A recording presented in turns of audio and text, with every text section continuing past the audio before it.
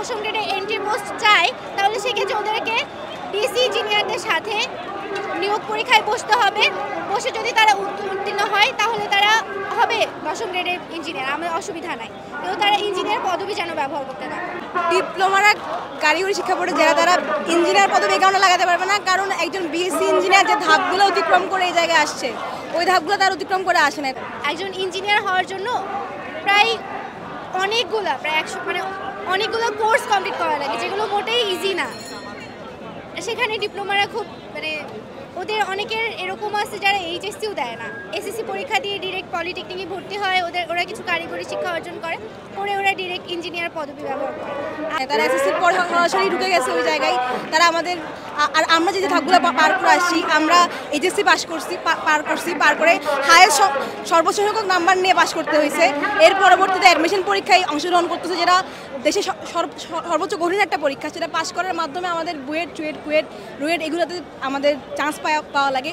ওই ধাপগুলো তারা অতিক্রম করে আসে নাই। পরবর্তী চান্স পাওয়ার পরও 4 বছর আমাদের এখানে হাড় ভাঙা পরিশ্রম করা লাগে, সেটাও তাদের করতে হয় না। এগুলা না করে তারা একই সমপরিমাণ যোগ্য সম্মান বা সমপরিমাণ পজিশন যদি দাবি করে, সেটা আমার কাছে মনে হয় যে বৈষম্যমূলক একটা দাবি, এবং তাদের দাবি করা উচিত নাই, কোনো রাইট নাই দাবি করা।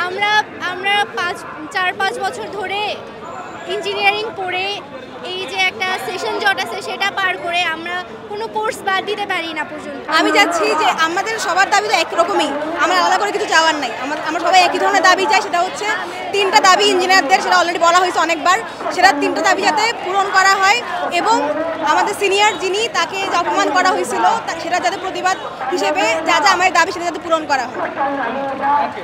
আমাদেরকে একই সাথে ল্যাব কোর্স থাকে, তারপরে থিওরি কোর্সও থাকে। মানে এটা যতটা সহজ ভাবছে মানুষ এতটা সহজ না। এবং বুয়েটে চান্স পাও, বুয়েটে চান্স পাও মানে ইজি না। এখানে চান্স পাওয়ার জন্যও আলাদা যোগ্যতা লাগে। সেখানে আমরা ওদের সাথে মানে ওরা কেন আমাদের সমমান হবে, এটার পক্ষে তো কোনো কিছু থাকতে পারে না। আমরা চাই ওদের 13 থেকে 10ম গ্রেড পর্যন্ত যেটা আগে ছিল ওরকম আগের মতন ফিরিয়ে নিতে। তাহলে 10ম গ্রেডে আমরা হচ্ছে যে ওরা মানে আগে এরকম ছিল যে এন্ট্রি পোস্টই ছিল হচ্ছে 13তম গ্রেড ডিপ্লোমাদের জন্য। 13 সালের পর থেকে ওরা 10ম গ্রেডে এন্ট্রি পোস্ট বানায় ফেলছে। তো এটা তো হওয়া উচিত না। আমরা চাচ্ছি যে যদি ওরা 10ম গ্রেডে এন্ট্রি পোস্ট চায় তাহলে সেক্ষেত্রে ওদেরকে বিএসসি ইঞ্জিনিয়ারদের সাথে নিয়োগ পরীক্ষায় বসতে হবে। বসে যদি তারা উত্তীর্ণ হয় তাহলে তারা হবে 10ম গ্রেডের ইঞ্জিনিয়ার, আমাদের অসুবিধা নাই। কিন্তু তারা ইঞ্জিনিয়ার পদবি যেন ব্যবহার করতে না।